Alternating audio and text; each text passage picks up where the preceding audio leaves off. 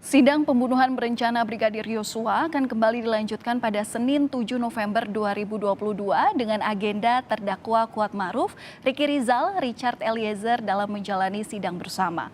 Namun pertanyaannya, apakah terdakwa justice kolaborator atau penguak fakta dapat disidang dengan terdakwa lainnya? Siang ini kita akan langsung bahas bersama pengacara Richard Eliezer, Roni Talapesi, dan juga pakar hukum pidana yang juga mantan hakim Asep Iwan Iriawan. Selamat siang Bang Roni, Kang Asep, salam sehat Selamat selalu. siang, sehat selalu. Selamat siang, Mbak Iya, Valen. saya ke Asep. Bang Roni terlebih dahulu. Bang Roni, jadi sidang terhadap 3 terdakwa besok Senin ini, gimana mekanismenya sebenarnya? Apakah memang Kuatmaruf dan Ricky Rizal di jam awal dulu, baru setelah selesai baru terhadap terdakwa Eliezer, atau benar-benar 3 terdakwa semuanya digabung? Gimana, Bang? Iya Mbak Valen, kalau kemarin kan berdasarkan yang disampaikan oleh majelis hakim bahwa kami digabung dengan terdakwa 2 lainnya ya. Terdakwa Kuatmaruf dan terdakwa Ricky Rizal. Nanti diatur adalah mejanya, diatur 3 meja. Nanti berarti kita sidangnya itu bersamaan, karena kemarin sudah disampaikan oleh majelis hakim. Iya. Oke, bersamaan 3 terdakwa jadi 1. Tanggapannya gimana, Mas Roni? Ya, kemarin juga kami sudah sampaikan kepada majelis hakim mengingat bahwa klien kami ini kan sebenarnya harus terpisah ya, karena sebagai GC, justice collaborator, kami sudah mohonkan kepada majelis hakim, tetapi mungkin hakim berpendapat lain sehingga hakim menyampaikan bahwa digabung karena ada hal-hal yang mungkin hakim perlu untuk periksa bersamaan ya. Tetapi begini Mbak Valen, kalau melihat bahwa posisi klien saya ini dia merupakan memang yang mengungkap kebenaran, mengungkap fakta, mengungkap kebenaran. Kalau mengacu kepada Undang-Undang Perlindungan Saksi dan Korban ini kan sudah diatur di pasal 10 ayat A. 10A itu mengatur di ayat 3, poin 3-nya itu bahwa terdakwa yang merupakan justice collaborator ini dipisah dengan terdakwa lainnya, splitting berkasnya. Nah itu yang sebenarnya kami sudah sampaikan, tetapi kami melihat bahwa mungkin ada kepentingan majelis hakim yang lainnya. Tapi kami harapkan bahwa ke depannya klien kami ini tidak disatukan lagi dengan terdakwa yang lainnya. Karena memang kepentingannya adalah sudah diatur dalam undang-undang ya. Jadi kami juga berharap bahwa nanti ke depannya tidak digabung lagi. Seperti itu Mbak Valen. Sudahkah juga ada komunikasi dengan LPSK, Bang Roni? Saya sudah komunikasikan dengan LPSK, nanti LPSK akan menindaklanjuti berbicara dengan Ketua PN. Oke, Tapi baik. pada prinsipnya adalah Mbak Valen kami kooperatif ya. Dari awal Richard Eliezer menunjukkan sikap kooperatif dengan proses ini. Jadi kami tetap akan menghormati, menghargai apa yang sudah disampaikan oleh majelis, tetapi harapan kami ke depannya tetap di-splitting, dipisah. Oke, baik. Dari Bang Roni, saya ke Kang Asep. Kang Asep sebagai mantan hakim, bagaimana pertimbangannya ini? Tanggapan Anda, apalagi Bang Roni di sini sudah menyampaikan keberatannya dengan jadwal digabungnya 3 terdakwa ini dalam sidang. Ya, Bapak Valen, jadi apa yang dikatakan Mas Roni betul sekali. Memang Mas Roni sejak awal memang lari terus ya, dan memang kooperatif, kemudian juga memang apalagi kliennya ya, Eliezer ya, selalu dia kooperatif, kemudian juga patuh mengikuti terbuka. Nah tapi kembali ke soal sidang gabungan ini, hukum acara itu tekstual, limitatif, itu perintah konstitusi. Hukum acara harus dengan undang-undang. Nah, di KUHP itu diatur 141, 42. Jadi ketika berkas ada 11 berkas di splitting, ya itu jaksa maupun polisi itu punya maksud tertentu. Kalau dulu mungkin perkara tertentu ada saksi mahkota. Artinya 11 ini karena berkaitan, tindak pidananya sama, perbuatan orangnya berbeda, maka harus dipisah. Nah, ketika dipisah, lahirlah ke majelis menjadi 11 ya. Nah 11 tapi oleh majelis disidangkan harusnya 11 majelis, terserah 11 majelis itu majelisnya sama. Cuman pengaturannya oleh majelis akhirnya diberantakan. Berantakannya apa? Pertama tadi ya kan satu berkas satu pemeriksaan, beda perannya masing-masing, apalagi JC ya untuk Eliezer.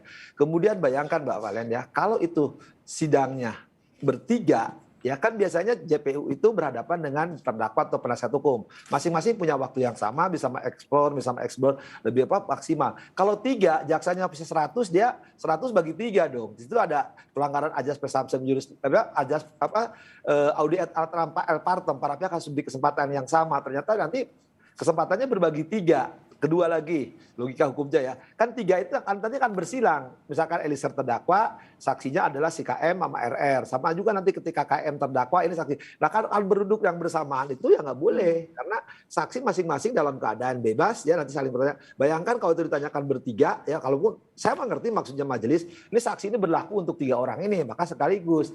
Tapi kan beda perannya. Memang isinya sama tapi perannya berbeda. Ketika peran berbeda maka sejak awal saya berkali-kali kan di Kompas diingatkan. Pertanyaan itu harus ada relevansinya, ada signifikansinya. Ini di mana ketika peran E, peran KM, peran R sebagai terdakwa saksi itu taunya. Kan pasti saksi ini berbeda taunya untuk KM, RR sama KM. Nah apalagi kita tahu kan beberapa saksi di kelompok 5, artinya minus 1 ya, Eliezer ada 4, itu pasti ketahuan siapa yang sama. Kemudian di kelompoknya 6 juga polisi sekarang udah mulai ya. Ini itu kelompoknya ART, kelompoknya para ajudan. Itu kan seharusnya mereka akan berbeda mengetahui masing-masing seperti Eliezer, RR, KM terhadap almarhum. Jadi kalau disatukan sebenarnya kita khawatirkan karena di Mahkamah Agung bisa membatalkan ada pasal 253 ayat 2 cara mengadili salah itu kewenangan Mahkamah Agung bisa membatalkan. Saya khawatir ini cara mengadili yang salah ini akan menjadi nanti kewenangan Mahkamah Agung. Kang Asep berarti ini bisa dikatakan dari penjelasan Kang Asep tadi keputusan Majelis Hakim untuk menggabungkan sidang 3 terdakwa ini menyalahi aturan gitu Kang? Bukan menyalahi lagi, ngawur. Tapi ya terserah kalau para pihaknya sekarang mau majelis kan tidak ada alasan mempercepat, ngejar saksi, nggak ada itu. Ini pemeriksaan itu semua dalam keadaan bebas diatur. Silakan majelis atur sejak awal salah ngatur kenapa satu majelis ini megang 5 perkara, kenapa nggak 2 atau 3 perkara akhirnya atau sekaligus 11 majelis bersamaan waktunya bisa cepet kan 12 orang itu misalkan diperiksa barengan tinggal silang itu sehari juga selesai. Tapi ada kesalahan manajerial code calendar akhirnya berantakan semua. Nah berantakan sekarang maaf ya, ada orang jujur, orang patuh, orang taat, orang kooperatif, akhirnya ngikutin acara yang lambat gitu kan. Sebenarnya saya ingat sekali tuh lihat waktu dilihat bagaimana pengacaranya Eliezer Masroni minta langsung diperiksa PC sama PS kan lebih cepet. Tapi kan akhirnya diperiksa. Nah sekarang ketika ada ngikutin juga supaya diperiksa kelompok 12, kelompok Jambi. Nah sekarang yang lain ada keteteran. Nanti nah ini jadi akhirnya sekarang orang bingung. Ini keterangan saksi ini untuk siapa, ini untuk siapa. Jadi bingung pada saksi itu masing-masing untuk terdakwa yang berbeda. Makanya saya jaksa tetap splitting. Karena apa 142 itu mengatur itu konsekuensinya majelis juga harus 11 majelis. Walaupun majelis boleh sama, tapi tidak boleh. Kang Asep berarti yang menjadi pertimbangan Majelis Hakim memutuskan persidangan digabung ini cuma berdasarkan waktu aja. Kalau kita lihat dari asas persidangan yang cepat, efektif dan lain sebagainya itu.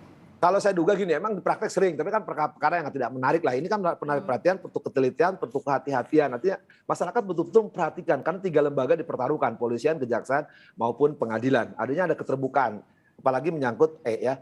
Apa artinya? Karena memang majelis melihat bahwa ini saksi ini sama gitu. Udahlah sekaligus aja tuh ceritanya sama.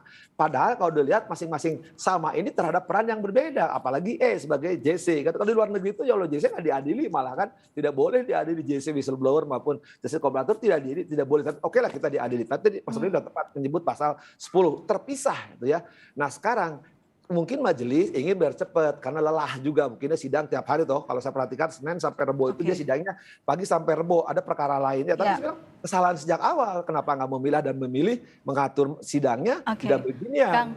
Kang Asep, maaf saya potong. Kalau sudah terlanjur begini gimana? Artinya bagaimana menjaga agar saksi yang dihadirkan situ tidak saling terpengaruh dengan masing-masing keterangan yang disampaikan, ataupun juga bagaimana menjaga psikologi dari Eliezer supaya juga tetap tidak terpengaruh begitu?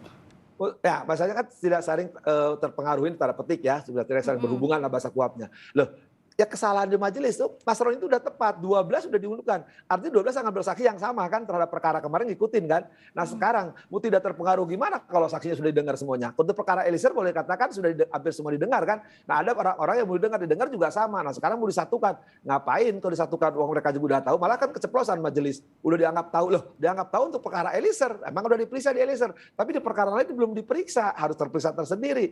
Ya kesalahan sejak awal ya kesalahan apa ya kenapa sih ya nggak ngikutin caranya Mas Roni gitu yang lebih cerdas, lebih duluan ke sidangnya gitu kan yang nggak penting-penting amat dilewat sama dia. Pertanyaan juga ini kan terlalu banyak pertanyaan, yang tidak relevansinya dengan dakwaan dan tidak ada signifikasinya dengan unsur-unsur dari dakwaan. Jadi Oke. pertanyaan-pertanyaannya itu misalkan untuk Eliezer perkaranya, tapi itu Mm-mm. lebih baik pertanyaan untuk perkaranya FS atau PC, akhirnya mubazir. Oke. Nah sekarang mau disatukan biar untuk semuanya, Oke. belum tentu itu nggak efektif, nggak efisien loh. Oke, baik. Bang Roni, ini pertanyaan gimana nih pada akhirnya kan sudah diputuskan sidang akan berlangsung bersama dengan 3 terdakwa lainnya. Apa kemudian yang jadi persiapan dari penasihat hukum kepada persidangan besok, terutama dalam menjaga keterangan Eliezer, sikap terutama psikologinya Eliezer deh. Apa yang perlu dipersiapkan secara khusus? Ya, kalau dari klien saya psikologinya semakin baik ya, karena sudah ada pertemuan dengan keluarga, sudah menyampaikan secara langsung, itu membuat klien saya semakin lebih baik dan mentalnya stabil.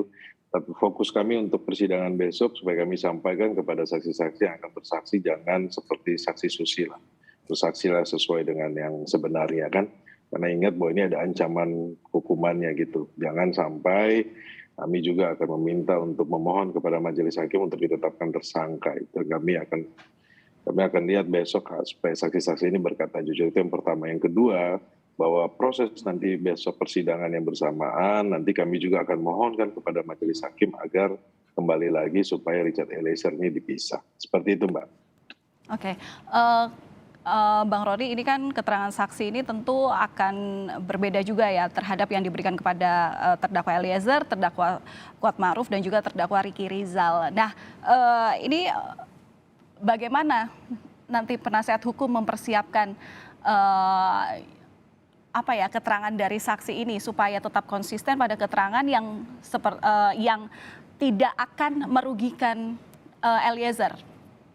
Iya, kalau kami lihat kan dari saksi yang besok dihadirkan ini semuanya tidak langsung kepada Richard Eliezer, ya, tidak berhubungan langsung. Tetapi ada catatan kami, ada beberapa saksi. Nah, kami sedang mempersiapkan pertanyaan tentunya dengan posisi Richard Eliezer dalam posisi kasus ini ya. Jadi nanti supaya menjelaskan mengenai posisi klien saya ini. Jadi besok kita akan sampaikan di persidangan, Mbak. Oke, baik. Terima kasih atas informasi yang sudah dibagi bersama kami di Kompas Siang Kompas TV. Sekali lagi, salam sehat selalu untuk Bang Roni dan juga Kang Asep. Terima kasih. Terima kasih.